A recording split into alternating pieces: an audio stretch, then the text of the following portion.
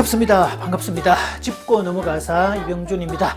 여기는 영유아 중심의 자녀 교육 이런 것이 아니라 최소 초등 고학년 이상 중고등학생 성인 자녀까지 이르는 다 큰 자녀를 대상으로 하는 자녀 양육, 자녀 교육에 대한 부분을 다루고 있습니다. 제대로 짚어보면 팁을 알 수가 있다는 내용이죠.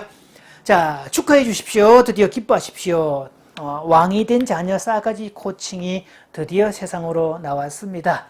지난 코로나 사태 이후에 봄에 열심히 집필을 해서 드디어 세상으로 나오게 됐는데요.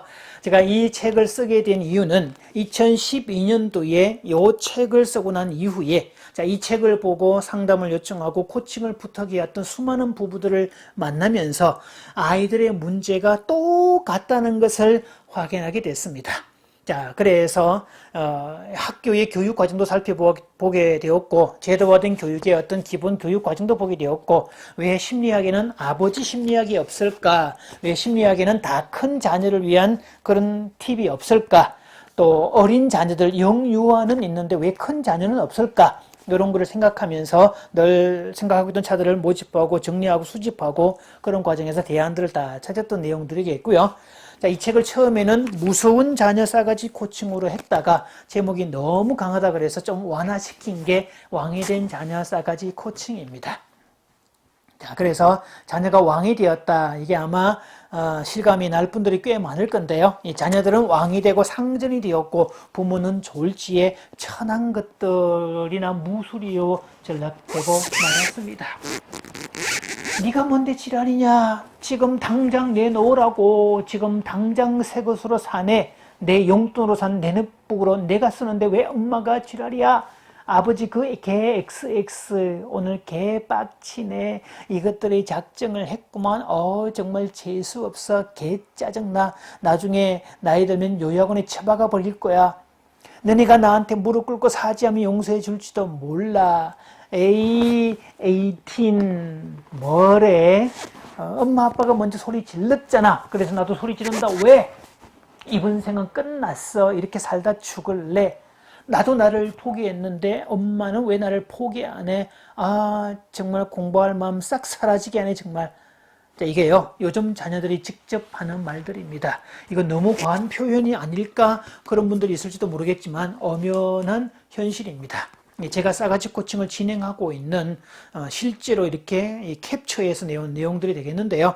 진짜 요즘 아이들은 영락없는 폭군이고 부모는 폭군 앞에 무력하게 벌벌 뜨는 무술이나 무력한 백성입니다.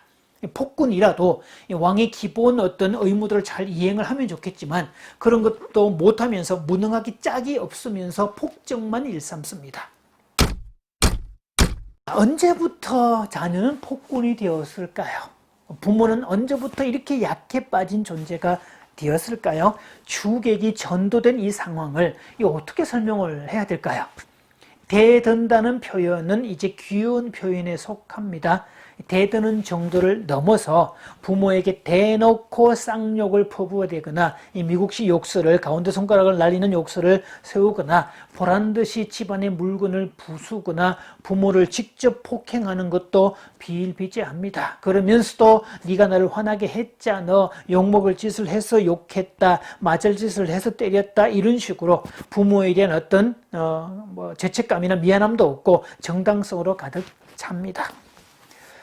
자, 이런 자녀를 대하려면 황당함과 당황스러움이 한꺼번에 올려옵니다. 더 이상 이렇게 그냥 지낼 수 없다면서 이제 아이를 어떻게 해보려고 하지만 가슴이 떨려서 어떻게 할 수가 없습니다. 또 무슨 말을 어떻게 해야 될지 전혀 팁도 없고 개념도 모르겠고, 그래서 어떤 엄마는 제가 실시간 코칭을 도와주고 있으니까 그걸 기업다운표 해줬던 그 문장을 아파트 지하 주차장에서 몇 번이나 보고 상황극을 연습하고 올라가서 아이를 대면한다는 경우도 있었습니다. 그렇게 연습을 해놓고도 아이하고 맞닥뜨리면 말이 막히는 그런 경우들이 많았다는 거죠. 그렇게 따지려고 한번 꾸중하려고 섰다가 말 한마디 못하고 뒤돌아 서면 뒤통수에 아이가 하는 말, 한 말은 아니겠지만 그 뉘앙스가 뒤에서 꽂히는데 천한 것이 웃기고 자빠졌네, 이런 느낌이 와서 꽂힌다는 거죠. 자, 그럴 때면 내가 도대체 무슨 잘못을 했을까 이런 자괴감에 빠지고 도대체 뭘 어떻게 해야 될까 그런 고민에 빠집니다. 게다가 이 사회나 법이나 제도는 철저히 아이들 편입니다. 가정폭력이라는 이름하에 부모의 처벌권도 박탈당해서 부모는 이제 꾸중도 한마디 못하는 이빨 빠진 호랑이여 녹슨 칼에 불과합니다. 과거 엮이는 가정의 부모는 이 체벌 있었던 문제는 학대였기 때문에 문제였지만 사실은 이 처벌이라는 개념은 행동주의 심리학의 두 뼈대가 됩니다. 하나는 보상이고 하나는 처벌이라고 그러는데 보상을 통해서 긍정적인 행동은 강화하고 벌을 통해서 이거를 제거하는 게 맞지요. 그래서 그 벌 중에 가장 많이 사용해야 될 것들이 수거, 회수 이런 개념을 쓰는 건데 아이에게 주었던 관심과 이런 것들을 제거하는 이런 것들을 말을 하지요. 그런데 현대사회는 보상에 대해서는 한없이 관대한데 처벌에 관해서는 그걸 싹 잘라버린 바람에 처벌권 자체를 박탈해버렸고요. 자, 이렇게 한 것은 목욕 물 버리려다가 아기까지 버렸다는 서양 속담하고 똑같고 빈대 한 마리 잡으려다가 초가상간 다 태웠다라는 한국 속담과 똑같습니다. 제가 이 책의 어떤 부제를 이게 부모 독립 만세 프로젝트라고 이렇게 적었는데요. 한국 부모는 너무 여리고 불안하고 약합니다. 부모가 먼저 독립을 해야 됩니다. 그러려면 1차적으로 과도한 아이 중심의 교육, 1990년대 이전의 심리학이 말하는 결핍 이론에 근거한 자녀 교육부터 잊으셔야 합니다.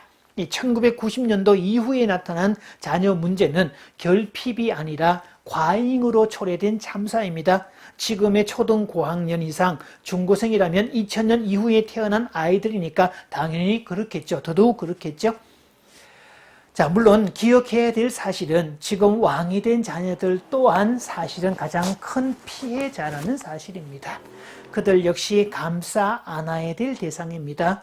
어릴 때부터 제도화된 교육, 규격화된 교육을 받아서 자기 생각을 할 줄 모르는 인간이 되어버렸고요. 승자 독식의 세상에 눌려서 마음껏 꿈꿀 수 있는 기회를 박탈당했고 뭔가 해보려고 시도를 하면 번번이 보이지 않는 벽에 부딪혀서 머리를 다 깬 아이들이기 때문입니다. 그러다가 결국 무능한 존재가 된 자신을 깨닫고 절망의 늪에 빠져버린 아이들, 행복하게 살고 싶은데 행복이 느껴지지 않아서 알고 보니까 행복 센서를 커세당했다는 사실을 알게 될 때 이 아이들을 얼마나 절망하고 탄식할까요? 그래서 겉으로는 일명 싸가지 없는 행동을 줄여가면서도 속으로는 이 세상이라는 바다를 향해서 나아갈 수 있는 그런 유능한 존재로 만들어줘야 되고 행복 센서를 다시 장착해 주어서 행복을 느끼도록 만들어줘야 되는 사명이 부모에게 있습니다. 자, 이 책에 이어서 왕이 된 자녀 싸가지 코칭 실천편을 지금 집필하고 있습니다. 9월 말 탈구할 예정인데요. 이것은 부모가 집에서 자녀를 가르치는 인생 밸런스에 관한 이야기입니다. 우리의 교육이나 환경은 전부 다 물질적 요소에만 커져 있어서 수레의 한쪽 바퀴는 냅다 큰데 다른 쪽 바퀴가 너무 작아서 계속 제자리에 맴돌 수밖에 없는 그런 가정 상황에 놓여 있다는 것이죠. 그래서 학교에서 배우는 그런 지식과 또 상대적으로 같이 밸런스를 맞춰야 될 게 뭐가 있는지를 그래서 부모가 뭔가 아이들에게 이 얘기를 해주고 싶어도 마땅히 내용이 없어서 콘텐츠가 없어서 기껏해야 뭐 예절교육, 밥상 옆에서 숟가락 조심해라, 뭐 소리 내지 마라, 뭐 부모 먼저 숟가락 드는 거 아니다, 뭐 인사 먼저 해라 이런 예절교육 몇 가지는 할 수 있어도 인생에 대한 어떤 뼈대 있는 이야기를 못 해주기 때문에 정말 아이들에게 뼈대를 갖추게 하는 그런 내용으로 왕이 된 자녀 싸가지 코칭 실천편을 쓰고 있습니다. 그래서 바퀴의 밸런스가 맞는다면 자동차로 말하면 휠 얼라이먼트를 균형 있게 맞추어야 고속 주행도 할 수 있고 위험도 없게 되겠죠.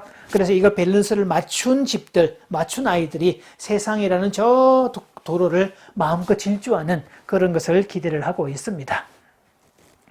자, 다 큰 자녀를 두신 분, 언제부터인가 우리 집 아이들이 상전이 되었고 우리는 졸지에 무수리로 전락되었다고 느끼시는 분들, 아이를 잘 키우고 싶어서 어릴 때부터 대한민국에 발간되는 이 육아 관련된 모든 서적은 죄다 독파하신 분들, 이런 분들은 꼭 읽어보시기 바랍니다. 거기서 말해주지 않는 내용들을 조목조목 설명하고 있고, 또 많은 경우 가정은 이 책에 나와 있는 싸가지 코칭의 실제 지침 몇 가지만 시행해도 싸가지가 바로 잡히는 그런 기적을 체험할 수 있을 겁니다.